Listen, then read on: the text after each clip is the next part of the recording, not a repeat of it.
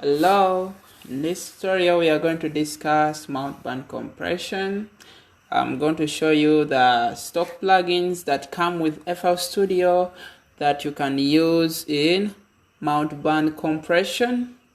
Let's get started.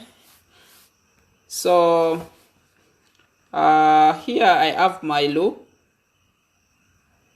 I have a loop that I've routed to the mixer. So FL, actually we are going to be using stock plugins only. You can do this in any DAW. Right now I'm using FL Studio, but you can as well use Ableton Live, or you can use Prisoners.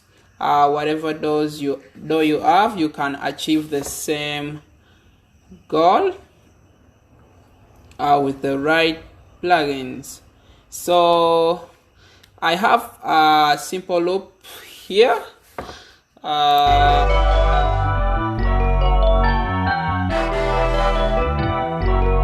So I've routed this loop to the mixer. FL actually comes with two Multiband compressors. We have Maximus, then we have the Multiband compressor. We are actually going to use this. But you can as well achieve the same results in Maximus. All along you have been using compression.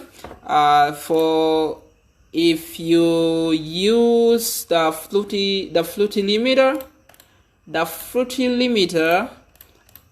actually does compression, but using the fluty limiter, especially when you are using this side of the compression, you are only affecting the volume. You are affecting the volume of the whole frequency. You are affecting the dynamics of the whole track if you are compressing using this. For example, if you're, let's say, turn the ratio all the way up, then you start to compress. So here you are trying to affect the overall volume of the track, and you can see the transient of the track is being compressed. So basically the fluty limiter, what it does, it compresses the volume of the whole track. But for the Multiband compression, actually this one can be termed as parallel compression. But if you want, let's say if you want to compress a certain frequency that you don't want in your track, a Multiband compressor would be a better choice. Let's say we have this. We can use Multiband compressor. I'm sure everyone has this. Comes with FL Studio.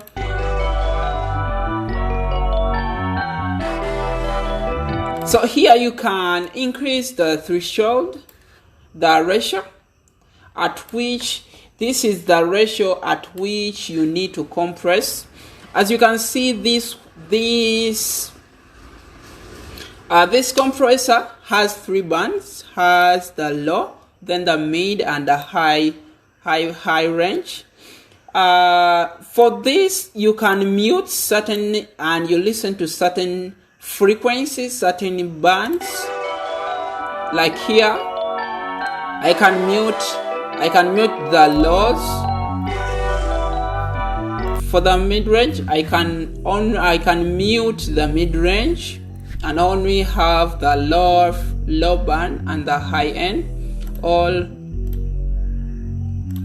mute the high-end frequencies. Alternatively, here I'm affecting each band in each frequency in this loop individually, compared to the Fluty limiter, compared to what I was doing in the Fluty limiter. So for the multiband compression, I can choose to compress the low range.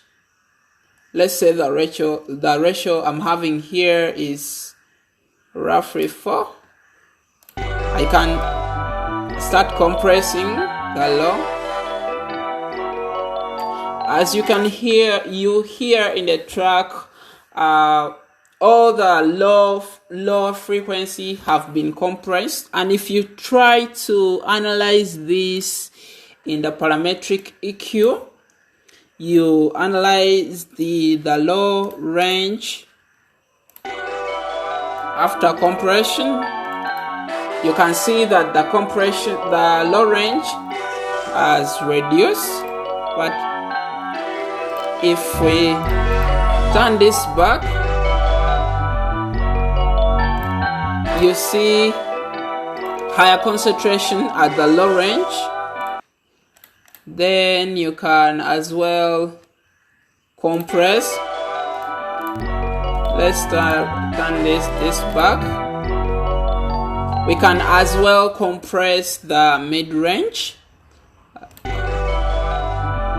So if I set this to around 3, I can compress the mid-range. So here I'm only left with the high range, high and low range. All I can choose. So if you try to see here the mid-range, from here the low mid-range, even the mid-range and the middle range and the high range has been compressed. So we can choose to, let's turn this back. So I can as well compress the high end.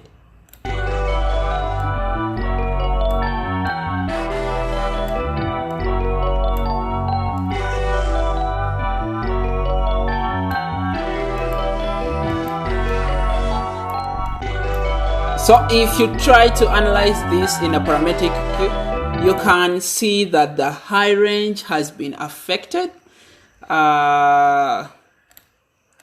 Pretty much that's it. That's all I wanted to explain about multiband compression. Thank you for watching. See you in the next tutorial. Thank you.